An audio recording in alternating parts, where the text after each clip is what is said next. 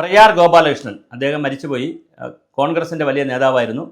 അദ്ദേഹം Devaswom board president ആയിരുന്നപ്പോൾ ഒരു ഉത്തരവ് ഇറക്കിയിട്ടുണ്ട്. എല്ലാ അമ്പലങ്ങളിലും ദേവസ്വം ബോർഡ് അമ്പലങ്ങളിലും മതപാഠശാലകൾ നടത്താം. ആ ഉത്തരവ് ഇപ്പോഴും നിലനിൽപ്പുണ്ട്. മതപാഠശാലകൾ നടത്താൻ കഴിയുന്നതാണ്. അപ്പോൾ മതപാഠശാലകൾ ഹിന്ദു മതത്തിൻ്റെ പാഠങ്ങൾ, പ്രത്യേകിച്ച് രാമായണം, മഹാഭാരതം, പിന്നെ പുരാണങ്ങൾ എല്ലാം, ഭാഗവതം, ഭഗവത്ഗീത എല്ലാം പഠിക്കാനുള്ള ഒരു സ്ഥലമായി ലൈബ്രറികൾ തുടങ്ങുകയും അവിടെ പഠനശാലകൾ നടത്തണമെന്ന് പറഞ്ഞ് മദ്രസകൾ പോലെ പഠനശാല നടത്താനുള്ള ഉത്തരവുണ്ട് സർക്കാരിൻ്റെ. പക്ഷേ ദേവസ്വം ബോർഡിൻ്റെ ഒരു ക്ഷേത്രത്തിലും അത് ചെയ്യുന്നില്ല. കാരണം കമ്മ്യൂണിസ്റ്റ് പാർട്ടിയുടെ ആളുകളാണ് എപ്പോഴും ദേവസ്വം ബോർഡ് പ്രസിഡന്റുമാരായി വരുന്നത്. അതുകൊണ്ട് തന്നെ പത്മകുമാറായിരുന്നു, ഇപ്പോൾ പ്രശാന്താണ്. അതുകൊണ്ട് അവരൊരിക്കലും കമ്മ്യൂണിസ്റ്റ് പാർട്ടിയുടെ പ്രസിഡന്റുമാർ ഇത് ചെയ്യാൻ പോകുന്നില്ല. അതുകൊണ്ട് അവർ ആവശ്യമില്ലാത്ത കാര്യങ്ങളൊക്കെ പറഞ്ഞുകൊണ്ട് നടക്കുന്ന സമയം കൊണ്ട് അവർ ദൈവവിശ്വാസികളല്ല പലരും. അതുകൊണ്ട് അവരത് ചെയ്യാൻ പോകുന്നില്ല. ഈ ഒരു പശ്ചാത്തലത്തിൽ നിന്നുകൊണ്ടാണ് ഗവർണറുടെ ഒരു പ്രസ്താവന ഇന്നലെ വന്നിട്ടുണ്ട്. അദ്ദേഹം എനിക്ക് തോന്നുന്നത് തളി രാജരാജേശ്വരി ക്ഷേത്രത്തിൽ പോയി കണ്ണൂർ പോയ കൂട്ടത്തിൽ പറഞ്ഞ ഒരു പ്രസ്താവനയാണ്. ഒന്ന്, പശുക്കൾ ഇവിടെ അലഞ്ഞു നടക്കുന്നില്ല, കേരളത്തിൽ പശുക്കൾ അലഞ്ഞു നടക്കുന്നില്ല. പക്ഷെ എന്തായാലും പശുക്കളുടെ ഗോശാല നടത്തണം എന്ന് പറഞ്ഞു. അപ്പോൾ തീർച്ചയായിട്ടും ഗോശാല എന്ന് പറയുന്ന വളരെ പ്രധാനപ്പെട്ട ഒരു കാര്യമാണ്. അത് ഗോശാല നടത്തുകയാണെങ്കിൽ ഇവിടുത്തെ മൃഗസംരക്ഷണ വകുപ്പുമായിട്ടൊക്കെ ചേർന്ന് ചെയ്യുകയാണെങ്കിൽ പശു വളർത്തലുകാർക്കും വലിയൊരു സഹായകമായിരിക്കും. തീർച്ചയായിട്ടും ഗോശാലയിൽ പാലുണ്ടാവും, അത് മിൽമയ്ക്ക് വലിയ സഹായമായിരിക്കും. പല രീതിയിൽ അത് വ്യവസായമായിട്ട് തന്നെ ചെയ്യാം. ഹിന്ദു വിശ്വാസികളായിട്ടുള്ള പാവപ്പെട്ട സ്ത്രീകൾക്ക് ഈ പശുവിനെയൊക്കെ ഈ അമ്പലവുമായി ബന്ധപ്പെടുത്തി ചെയ്യുന്നത് അവർക്ക് തൊഴിലുമൊക്കെ കിട്ടും. വലിയ നല്ല നിർദ്ദേശമാണ്. രണ്ടാമത്തെ അദ്ദേഹത്തിൻ്റെ നിർദ്ദേശമാണ് കുറച്ചുകൂടി നല്ല നിർദ്ദേശമായി വന്നത്. സനാതന ധർമ്മം എന്ന് പറയുന്നത് പഠിക്കാൻ വിദ്യാഭ്യാസ സ്ഥാപനങ്ങൾ തുടങ്ങണം. എവിടെ? അമ്പലങ്ങളുമായി ചേർന്ന്.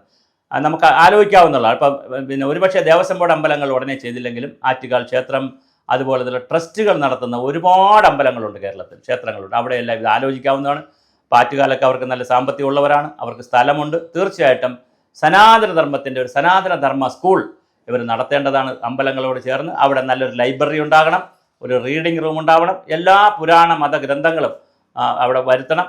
പിന്നെ വേണമെങ്കിൽ അത്യാവശ്യം ക്രോസ് റെഫറൻസിന് വേണ്ടി മറ്റേ ഖുറാനോ ബൈബിളോ ഒക്കെ വരുത്തിയാലും കുഴപ്പമില്ല, നല്ല ബുദ്ധമതം ഒക്കെ വരുത്തിയാൽ കുഴപ്പമില്ലെന്നാണ് ഞാൻ പറയുന്നത്.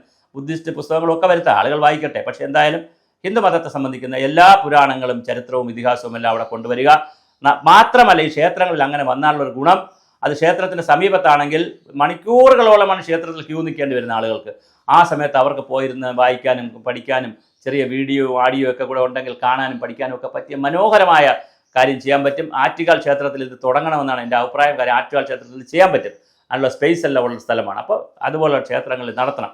അപ്പോൾ സനാതനധർമ്മം എന്ന് പറഞ്ഞാൽ വർണ്ണാശ്രമമോ അല്ലെങ്കിൽ ഈ പറയുന്ന ബ്രാഹ്മണിക്കൽ ഹെജിമണിയോ ഒന്നുമല്ല. അത് സത്യം, നീതി, പിന്നെ ദയ, കരുണ, കാരുണ്യം, അഹിംസ തുടങ്ങിയ ജീവിതത്തിൻ്റെ മൂല്യങ്ങളെക്കുറിച്ചാണ് സനാതനധർമ്മം പറയുന്നത്. അത് സനാതനം എന്ന് പറയുന്നത് ഒരിക്കലും നശിച്ചു എറ്റേണലായിട്ടുള്ള, അല്ലെങ്കിൽ എല്ലാ കാലവും ഉയർത്തിപ്പിടിക്കേണ്ടത്, നശിച്ചു പോകാത്തതെന്നല്ല, നശിപ്പിച്ച് കളഞ്ഞുകൂടാത്ത, എറ്റേണലായി ഉയർത്തിപ്പിടിക്കേണ്ടുന്ന ധർമ്മം എന്ന് പറഞ്ഞാൽ സംസ്കൃതത്തിൽ ടു അപ്ഹോൾഡ് എന്നാണ്. ധർമ്മ സംസ്കൃത വാക്കാണ്, ഇംഗ്ലീഷിലും അങ്ങനെ തന്നെയാണ് പറയുന്നത്. Correct English വാക്കില്ല. ധർമ്മ എന്ന് പറഞ്ഞാൽ ടു അപ്ഹോൾഡ്, ഉയർത്തിപ്പിടിക്കേണ്ടത്. ആര് ഉയർത്തിപ്പിടിക്കേണ്ടത്? മനുഷ്യർ. എന്തിനു ഉയർത്തിപ്പിടിക്കണം? മനുഷ്യൻ്റെ ആഹാരം കഴിക്കുക, വസ്ത്രം ഉപയോഗിക്കുക, എന്തെങ്കിലും തൊഴിൽ ചെയ്യുക, കിടന്നുറങ്ങുക, സന്താനോൽപാദനം നടത്തുക, അല്ലെങ്കിൽ ലൈംഗികമായ കാര്യങ്ങളിൽ ചേഷ്ടകളിൽ ഏർപ്പെടുക, സുഖത്തിനും സന്തോഷത്തിനും വേണ്ടി, ആനന്ദത്തിനും വേണ്ടി. അതിനപ്പുറം ഒരു ജീവിതമുണ്ടോ എന്ന് അന്വേഷിക്കുമ്പോഴാണ് മനസ്സിനെക്കുറിച്ച് പഠിച്ചു നമ്മൾ ഋഷീശ്വരന്മാർ. പിന്നെ അത് പോയിട്ട് നമ്മുടെ ഇതിനെക്കുറിച്ച് പഠിച്ചെന്താണ്? മനസ്സിനെക്കുറിച്ച് പഠിച്ചു, ആത്മാവിനെക്കുറിച്ച് പഠിച്ചു, പരമാത്മാവിനെക്കുറിച്ച് പഠിച്ചു, ആ ജീവനെക്കുറിച്ച് പഠിച്ചു.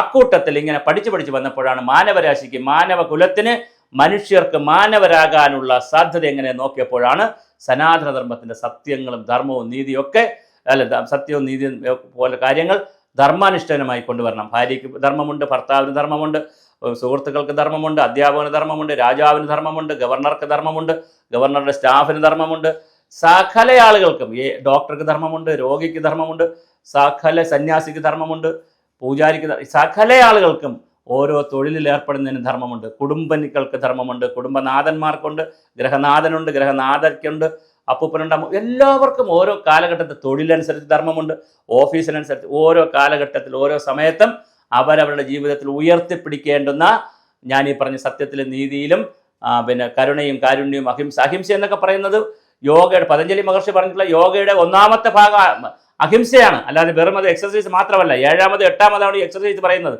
ഫിസിക്കൽ എക്സർസൈസ് പറയുന്നത്. ബാക്കി അത്ര മനോഹരമായിട്ടുള്ളൊരു കാഴ്ചപ്പാടാണ് സനാതനധർമ്മം. അതിവിടുത്തെ ആരെങ്കിലുമൊക്കെ വന്ന് കുറേ യുക്തിവാദികളോ അല്ലെങ്കിൽ ബ്രാഹ്മണന്മാരെ തെറി പറയാനോ അല്ലെങ്കിൽ ബ്രാഹ്മണിക്കൽ ഹെജിമണി എന്നൊക്കെ പറഞ്ഞു നടക്കണ കുറേ ചോട്ടാവാലകൾ പറയുന്നതൊന്നും അല്ല സനാതനധർമ്മം. യഥാർത്ഥ സനാതനധർമ്മം മാനവരാശിക്ക് ആവശ്യമുണ്ട്. ആ സനാതനധർമ്മത്തിലാണ് ലോകമെന്ന് നിലനിൽക്കുന്നത്. വിശ്വാസിയും അവിശ്വാസിയും എല്ലാം മുന്നോട്ട് കൊണ്ടുപോകുന്നത് ആ ധർമ്മം തന്നെയാണ്. ചിലരത് പറഞ്ഞുകൊണ്ട് ചെയ്യുന്നു, ചിലർ പറയാതെ ചെയ്യുന്നു. എന്തായാലും സനാതനധർമ്മം തുടങ്ങണമെന്നുള്ളത് വളരെ മനോഹരമായ കാഴ്ചപ്പാടാണ്. എനിക്ക് തോന്നുന്നു ഗവർണറുടെ രാജ്ഭവനിൽ നിന്ന് തന്നെ തുടങ്ങട്ടെ. ആദ്യത്തെ സ്കൂൾ നമുക്ക് തുടങ്ങുന്നതിനെക്കുറിച്ച് ഗവർണർ തന്നെ ആലോചിക്കുക. ബാക്കി എല്ലാ അമ്പലങ്ങളുമായിട്ട് ചേർന്ന് ചെയ്യണം. ഞാൻ കുറച്ചുകൂടി കടത്തി പറയുന്നു, അമ്പലങ്ങൾക്കപ്പുറം പൊതു ഇടങ്ങളിലും തീർച്ചയായിട്ടും എല്ലാവർക്കും വന്ന് പഠിക്കാൻ പറ്റുന്ന രീതിയിലുള്ള സനാതനധർമ്മ സ്കൂളുകളും പാഠ്യപദ്ധതിയൊക്കെ ഉണ്ടാകട്ടെ. ഗവർണറുടെ ഈ പ്രസ്താവനയെ വളരെ വലിയ രീതിയിൽ കേരള സമൂഹം ഏറ്റെടുക്കുമെന്ന് നമുക്ക് കരുതാം.